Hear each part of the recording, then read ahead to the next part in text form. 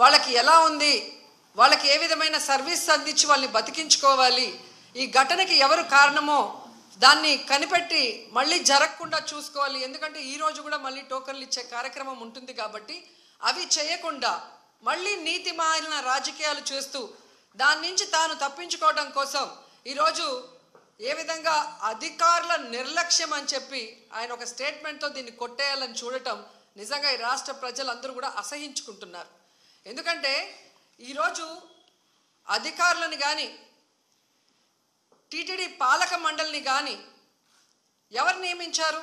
ఈ చంద్రబాబు నాయుడు గారే కదా.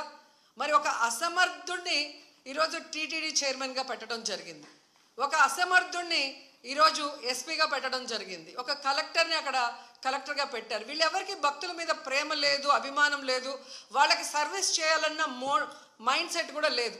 ఎంతసేపు చంద్రబాబు నాయుడు చుట్టూ తిరుగుదామా, ఆయనకి భజన వేస్తే చాలు అనుకున్న కార్యక్రమం మనం 6, 7, 8వ తారీఖున చూసాం. జిల్లాలో ఉన్న తిరుపతి, చిత్తూరు జిల్లా ఎస్పీలతో సహా ప్రతి ఒక్కరూ కూడా చంద్రబాబు నాయుడు చుట్టూ తిరుగుతూ భజన చేస్తూ ఈరోజు ప్రజల్ని గాలికి వదిలేశారు. కాబట్టే నిన్న ఇంత పెద్ద సంఘటన జరిగింది. ఎంత దురదృష్టకరం అంటే ఇదేదో సడన్గా ఈరోజు ప్రోగ్రాం పెట్టారు, మాకు తెలియకపోవడం వల్ల ఇలా జరిగిందని చెప్పడానికి లేదు. ఎవ్రీ ఇయర్ వైకుంఠ ఏకాదశి లక్షలాది మంది భక్తులు రావటం మనం కళ్ళారా చూస్తున్నాం. గత ప్రభుత్వం మీరు చూశారు, భక్తులకి ఏ విధంగా సౌకర్యాలని అందించడంలో, వాళ్ళకి సేఫ్టీని క్రియేట్ చేయటంలో, వాళ్ళకు వచ్చిన వాళ్ళకి పిల్లలకి పాలు ఇవ్వటం కానీ, పెద్దవాళ్ళకి వృద్ధులకి షెల్టర్స్ ఇవ్వటం కానీ, ఆడవాళ్ళకి కుటుంబ సభ్యులకి భోజనాలు ఏర్పాటు చేయడం మనం కళ్ళారా చూసాం. కానీ నిన్న ఫుల్ డే జనాలు ఎండల్లో రోడ్ల మీద పార్కుల దగ్గర కూర్చొని ఉంటే మంచినీళ్ళు ఇచ్చేవాళ్ళు లేడు, చిన్నపిల్లలకి పాలు ఇచ్చేవాళ్ళు లేరు, ముసలోళ్ళకి షెల్టర్స్ లేదు, భోజనాలు లేదు. అంటే ఎంత నిర్లక్ష్యం ప్రజలంటే, భక్తులంటే అనేది ఇక్కడ మనం గమనించాలి. నిన్న జరిగింది ఏదో ప్రమాదశాత్తు జరిగింది కాదు, ఇది ప్రభుత్వం చేసిన హత్యలు. ఎందుకంటే చంద్రబాబు నాయుడు గారి నిర్లక్ష్యం, ఆయన నియమించిన టీటీడీ పాలక వర్గం, అలాగే దేవాదాయ శాఖ మంత్రి, అలాగే డిప్యూటీ సీఎం, అలాగే హోంమంత్రి, వీళ్ళందరి నిర్లక్ష్యం వల్లే ఇది జరిగింది. కాబట్టి వీళ్ళందరి మీద కేసులు, అంటే క్రిమినల్ కేసుల్ని ఫైల్ చేయాలని కూడా మేము డిమాండ్ చేస్తున్నాం. ఎందుకంటే మొన్నే మనం చూసాం, తెలంగాణలో ఒక సినిమా ఫ్యాన్ షోకి అల్లు అర్జున్ గారు వస్తే ఆయనకి సంబంధం లేకుండా తోపులాట జరిగినప్పుడు అక్కడ ఒక మహిళ చనిపోతే అల్లు అర్జున్ గారి మీద 105 BNS పెట్టడం జరిగింది. మరి అలాంటప్పుడు ఇక్కడ ప్రతి సంవత్సరం లక్షలాది మంది వస్తారని తెలిసి వాళ్ళకి సేఫ్టీ కల్పించి, వాళ్ళకి అన్ని సౌకర్యాలు అందించి, వాళ్ళకి టికెట్లు ఇవ్వడానికి క్యూలో ఏర్పాట్లు చేయాల్సిన బాధ్యత ఉన్న చంద్రబాబు నాయుడు గారి నుంచి, టీటీడీ చైర్మన్ పాలక మండలి నుంచి కింద స్థాయి ఎస్పీ వరకు మరి అందరూ బాధ్యత వహించాలి కదా. కానీ ఈరోజు ఎంత దురదృష్టం అంటే, ఇది పద్మావతి పార్క్లో 5 మంది చనిపోయిన ఆ ప్లేస్లో జరిగిన FIR. దీంట్లో 105 పెట్టాల్సింది వీళ్ళు 194 BNSS పెట్టారు. అలాగే విష్ణు నివాసం దగ్గర ఒకరు చనిపోయారు, దానికి కూడా 105 పెట్టాల్సింది 194 BNSS పెట్టారు. అంటే ఇది ప్రమాదవశాత్తు జరిగింది, ఏదో జారి పడిపోయి తొక్కిసలాట జరిగింది, దీంట్లో ఎవరు కూడా కావాలని చేయలేదు, మాకెవరికి దీంట్లో సంబంధం లేదు అని చేతులు కడుగేసే కార్యక్రమం చేస్తున్నారు. ఎందుకంటే వైకుంఠ ఏకాదశి దర్శనానికి వచ్చే భక్తులకి అన్ని సదుపాయాలు కల్పించాల్సిన బాధ్యత ఈ రాష్ట్ర ప్రభుత్వానికి ఉంది. ఈ రాష్ట్ర ప్రభుత్వం ఆ జిల్లా ఎస్పీకి, అలాగే కలెక్టర్కి బాధ్యతనిస్తారు, అలాగే పాలక మండలికి బాధ్యతనిస్తారు. సో వీళ్ళందరూ కోఆర్డినేషన్ చేసుకొని చేయాల్సిన పనిని ఈరోజు వీళ్ళు నిర్లక్ష్యం చేసి 6 మంది ప్రాణాలు బలికొని 34 మంది గాయాల పాలైతే ఎవరికి సంబంధం లేదు, ప్రమాదవశాత్తు జరిగిందని 194 BNSS పెట్టడం ఎంతవరకు సమంజసం? సో ఈరోజు నేను అడుగుతున్నాను, మొన్న విజయవాడలో హైందవ శంకారావం చేశారు, హైందవుల్ని మనం కాపాడుకోవాలి. మరి ఈరోజు ఇంతమంది హైందవ భక్తులు చనిపోతూ గాయాలవుతుంటే ఎక్కడికి వెళ్ళారు ఈ పీఠాధిపతులు? ఇప్పుడు బయటికి రండి, బయటకు వచ్చి తిరుమల పవిత్రతను కాపాడండి, అక్కడ చనిపోయిన వాళ్ళ కుటుంబాలతో మాట్లాడండి, ఆ చనిపోవటానికి కారణమైన ఈ ప్రభుత్వాన్ని, పాలక మండలిని నిలదీసి వాళ్ళ మీద క్రిమినల్ కేసులు పెట్టేంత వరకు మరి ధర్నా చేయండి. ఎందుకు మాట్లాడట్లేదు? అలాగే మీరు మొన్న చూస్తే అసలు లడ్డూలో కల్తీ జరగకపోయినా వీళ్ళు చెప్పిన అబద్ధాన్ని వీళ్ళ కూటమి ప్రభుత్వంలో ఉన్న బీజేపీ మాధవీలత గారు వందే భారత్ ఎక్స్ప్రెస్లో భజన చేసుకుంటూ వచ్చి ఎన్ని రకాలుగా మాట్లాడిందో మనం చూసాం. నిజంగా మీకు దేవుడి మీద భక్తి ఉంటే, భక్తుల మీద ప్రేమ అభిమానం ఉంటే, ఈరోజు 6 మంది ఎవరి వల్ల అయితే చనిపోయారో ఈ ప్రభుత్వాన్ని నిలదీయండి. ఈ ప్రభుత్వంలో ఎవరెవరు ఈ చావుకు కారణమయ్యారో వాళ్ళందరి మీద మోడీ గారికి చెప్పి క్రిమినల్ కేసులు పట్టించండి. అంతేగాని ఈరోజు మీరు పూసుకొని మీరు చేస్తే మాత్రం అది కరెక్టు, వేరే వాళ్ళు చేస్తే తప్పు అన్నట్టుగా దొంగ మాటలు చెప్తూ ఎవరి మీద మా దుమ్మెత్తి పోయాలనుకుంటే ప్రజలు అన్నీ గమనిస్తున్నారు. అండ్ ఈరోజు మీరు చూస్తే మోడీ గారికి కూడా మేము విన్నవించుకుంటున్నాం.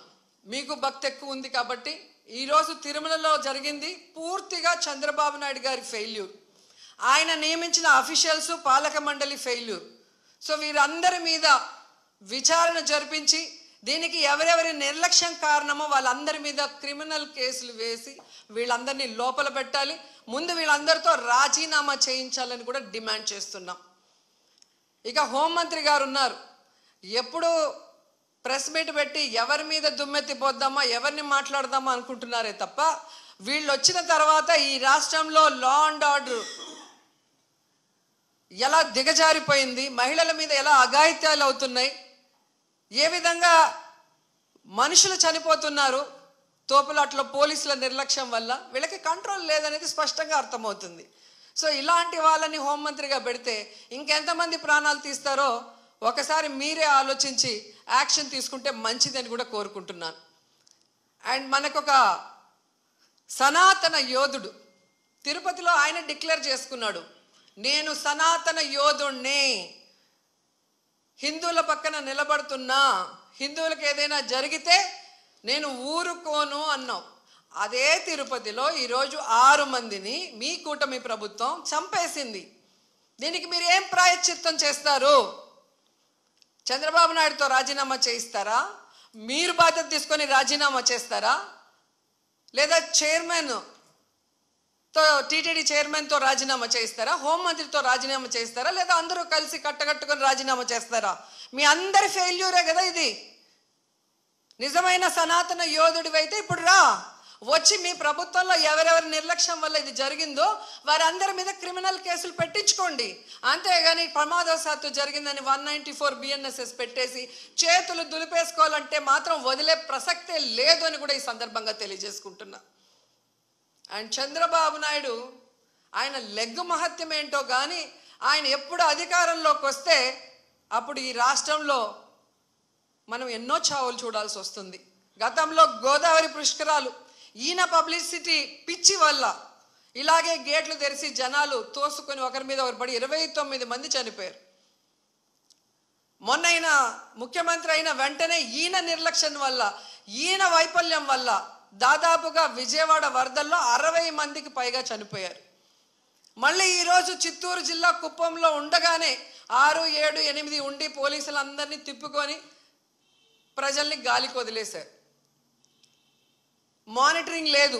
ఇన్ని లక్షల మంది వస్తున్నారు, వీళ్ళకి ఏం సదుపాయాలు చేశారు, వీళ్ళకి ఎలా టోకన్స్ ఇస్తున్నారు, ఎక్కడ క్యూ లైన్స్ ఇచ్చారు అనేది ముఖ్యమంత్రి పట్టించుకోడు, చైర్మన్ పట్టించుకోడు, ఎస్పీ, కలెక్టరు, అలాగే ఎండోమెంట్ మినిస్టర్ ఎవరు పట్టించుకోరు. బాగా జరిగితేమో మా గొప్పతనం 30 years ఇండస్ట్రీ, 40 years ఇండస్ట్రీ అని గొప్పలు చెప్పుకుంటారు. లేదు అంటే గత ప్రభుత్వ వైఫల్యం లేదా అఫీషియల్స్ వైఫల్యం అని ఎప్పుడు ఎవరో ఒకరి మీద దుమ్మెత్తి తప్పించుకోవాలన్న ప్రయత్నం చేస్తున్నారు. ఇది సీరియస్గా తీసుకోవాల్సిన ఇష్యూ. ఈ చంద్రబాబు నాయుడు గారి వైఫల్యం వల్ల, అసమర్థ వల్లే ఈరోజు ఇంతమంది చనిపోయారు. ఆయన నియమించిన వాళ్ళు ఎవరైతే ఉన్నారో వాళ్ళందరి నిర్లక్ష్యం వల్ల జరిగింది. సో వెంటనే ఈ ఎఫ్ఐఆర్లు మార్చి తప్పు చేసిన వాళ్ళ మీద క్రిమినల్ కేసులు పెట్టాలి. లేకపోతే మేమైతే వైఎస్ఆర్సీపీ తరఫున భక్తులకి అండగా ఉండి ఆ చనిపోయిన కుటుంబాల తరఫున పోరాటం చేస్తాం. వాళ్ళకి కూడా ఎక్స్గ్రేషియా ఒక్కొక్కరికి మరి డబ్బులు 1 కోటి నుంచి 2 కోట్ల దాకా ఇవ్వాల్సిన అవసరం ఉంది. ఎందుకంటే మీ వల్లే వాళ్ళు చనిపోయారు, వాళ్ళ నిర్లక్ష్యం వల్ల కాదు. అలాగే గాయాలైన వాళ్ళకి 25 లక్షల రూపాయలు కూడా ఇవ్వాలని డిమాండ్ చేస్తూ, నిజంగా తిరుపతి అమ్మాయిగా నాకు నిజంగా చాలా బాధేస్తుంది. ఎందుకంటే నాకు తెలిసి ఇంతవరకు తిరుమల చరిత్రలో ఇలా వైకుంఠ ఏకాదశి కోసం దర్శనానికి వచ్చిన వాళ్ళు చనిపోయిన దాఖలాలే లేదు. అలాంటిది ఈరోజు 6 మంది దాకా చనిపోయారు అంటుంటే, ఆ కుటుంబాలు టీవీల్లో చూస్తుంటే వాళ్ళు ఏడుస్తుంటే మనసు ద్రవించిపోతుంది. కానీ ఈ కుటుంబ ప్రభుత్వానికి ఏ ఎమోషన్ లేదు, ఏ బాధ లేదు. ఎలా తప్పించుకుందామా, ఎవరి మీద తోసేద్దామా అన్న ప్రయత్నమే వీళ్ళు చేస్తున్నారు. సో ఖచ్చితంగా మోడీ గారిని డిమాండ్ చేస్తున్నాం, మీరు దీని మీద సీరియస్గా ఎంక్వైరీ చేయించాలి. తప్పు చేసిన వాళ్ళ మీద క్రిమినల్ కేసులు పెట్టి వీళ్ళని లోపల పెట్టాలి. అలాగే హైందవ శంకరావం చేసిన ఈ మఠాధిపతులందరికీ చేతులెత్తి నమస్కరిస్తున్నా, ఇప్పుడు బయటకు రండి. బయటకు వచ్చి ఈ హైందవ ధర్మాన్ని నమ్ముకున్న భక్తుల్ని కాపాడుకోవాల్సిన బాధ్యత మన మీద ఉంది. అలాగే తిరుమల పవిత్రత కాపాడాల్సిన బాధ్యత మన మీద ఉంది. అలాగే భక్తుల చావుకు కారణమైన వాళ్ళని శిక్షించే విధంగా మనం పోరాడాల్సిన అవసరం కూడా ఈరోజు ఉంది. కాబట్టి మీరందరూ బయటికి రావాలి, మాట్లాడాలని కూడా కోరుకుంటున్నాను. ఈరోజు ఎంత దురదృష్టం అంటే, మొన్న game changer film function pre release event చూశాను. ఫొటోస్ చూస్తే మినిస్టర్ ఉన్నారు, కలెక్టర్ ఉన్నారు, ఎస్పీ ఉన్నారు. ఒక సినిమా ఫంక్షన్కి ఇంత ఇంట్రెస్ట్గా, ఇంత చిత్తశుద్ధిగా పనిచేసిన వాళ్ళు ఎందుకు టీటీడీకి సంబంధించిన వైకుంఠ ఏకాదశికి ఇంట్రెస్ట్ లేకుండా పనిచేస్తున్నారు? ఎందుకు భక్తుల సేవలో ఉండకుండా చంద్రబాబు నాయుడు సేవ కోసమే మీ టైం కేటాయిస్తున్నారని నేను అడుగుతున్నాను. దీంట్లో కల్ప్రిట్ ముఖ్యమైన వాడు ఎవరంటే జేఈఓ ఇన్ఛార్జ్ ఈవోగా ఉన్నారు వెంకయ్య చౌదరి. వెంకన్న దేవుడిని ఆయన చేతికి చంద్రబాబు నాయుడు ఇస్తే, ఈ వెంకయ్య చౌదరి ఈ టీటీడీని ఏం చేస్తున్నాడో అక్కడ మీరు ఒకసారి ఎంక్వైరీ చేస్తే మీకే అర్థమవుతుంది. టీటీడీని ఈరోజు టీడీపీ ఆఫీస్ లాగా తయారు చేసి ఈరోజు భక్తుల సేవ కన్నా టీడీపీ వాళ్ళ సేవలోనే వీళ్ళు తరిస్తున్నారు. ముందు ఆ జైవ వెంకయ్య చౌదరిని అక్కడి నుంచి తీసేస్తేనే ఆ తిరుమల ప్రక్షాళన అవుతుందని కూడా ఈ సందర్భంగా తెలియజేసుకుంటున్నా.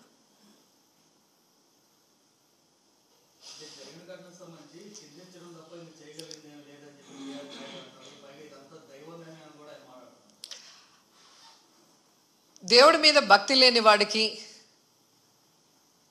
ఆ పోస్ట్ చేసే విలువ లేని వ్యక్తికి అలాంటి పెద్ద పోస్ట్ ఇస్తే ఇలాగే ఉంటుంది.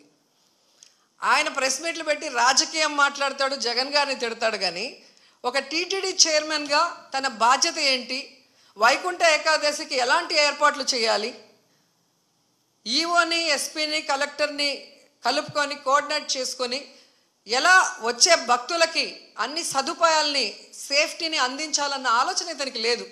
ఇన్సిడెంట్ జరిగినప్పుడు కూడా హైదరాబాద్లో కూర్చొని ఉన్నాడు.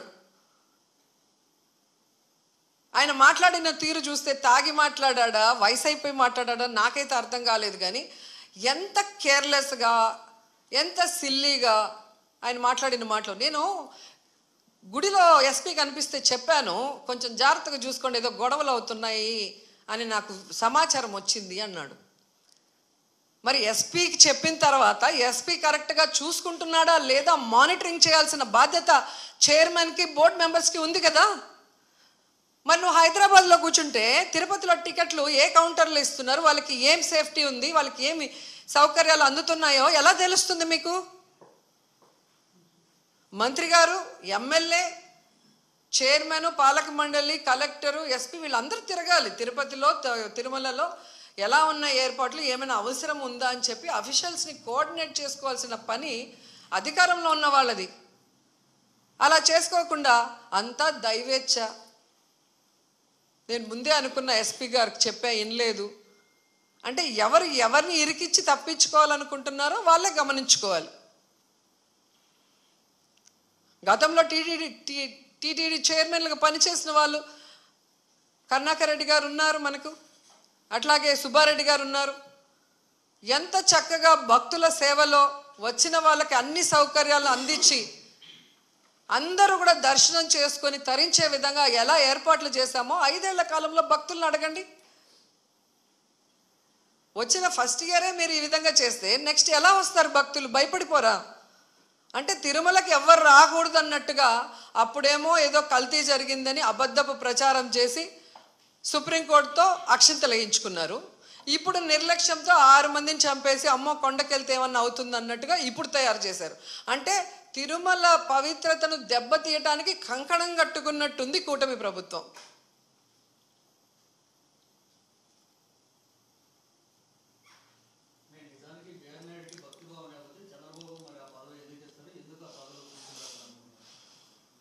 అది చంద్రబాబు నాయుడు గారు చెప్పాల్సిన విషయం. ఎందుకంటే సొంత జిల్లాలో ఇంత పెద్ద ఇష్యూ జరిగింది. బిఆర్ నాయుడు చిత్తూరు జిల్లాకు చెందినవాడే. మరి జిల్లాలో తిరుమల పవిత్రత గురించి తెలుసు. ఎన్ని లక్షల మంది వస్తారు వైకుంఠ ఏకాదశికి ఇద్దరికీ తెలుసు. వాటికి ఎలా ఏర్పాట్లు చేయాలో చంద్రబాబు నాయుడికి తెలుసు, బిఆర్ నాయుడికి తెలియదు. తెలియనప్పుడు చెప్పి చేయించుకోవాల్సిన బాధ్యత ముఖ్యమంత్రికి ఉంది. అలా చేయడం చేత కాని వాడికి చైర్మన్ పదవి ఇవ్వకూడదు. ఏ లాలూచితో ఇచ్చారో వాళ్ళు చెప్పాలి.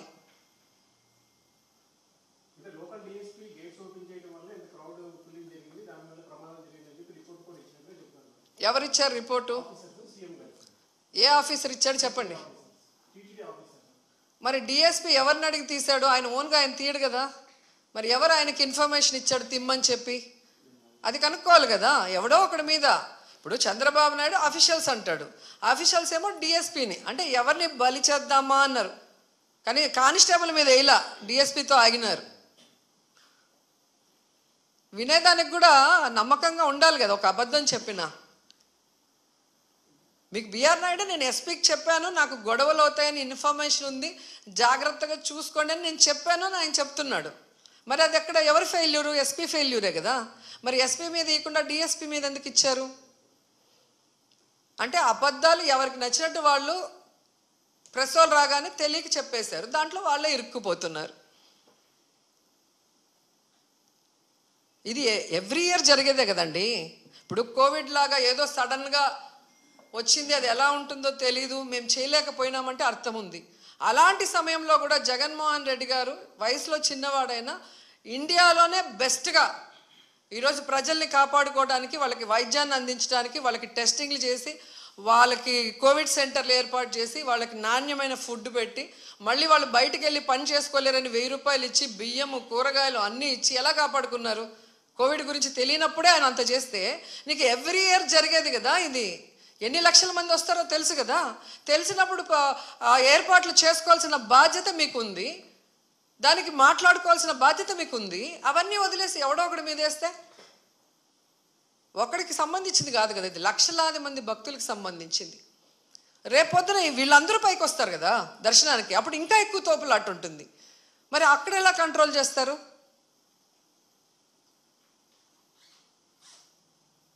సో ఇది ఎవడో ఒకరిని బలిపశు చేయాలనేసి టీవీల్లో వార్తలు ఇస్తూ ఎఫ్ఐఆర్లో మాత్రం ప్రమాదవశాత్తు జరిగిందని రాయటం. మీరు ఆలోచించండి, ఇది తప్పించుకోవడానికి చేస్తున్న కార్యక్రమం. భగవంతుడు వీళ్ళని వదిలిపెట్టడు, ఈ తప్పు చేసిన వాళ్ళని వదిలిపెట్టడు. అట్లాగే కేంద్ర ప్రభుత్వం కూడా సిన్సియర్గా దీని మీద ఇన్వెస్టిగేషన్ చేయించి తప్పు చేసిన వాళ్ళ మీద క్రిమినల్ కేసులు వేయాలి.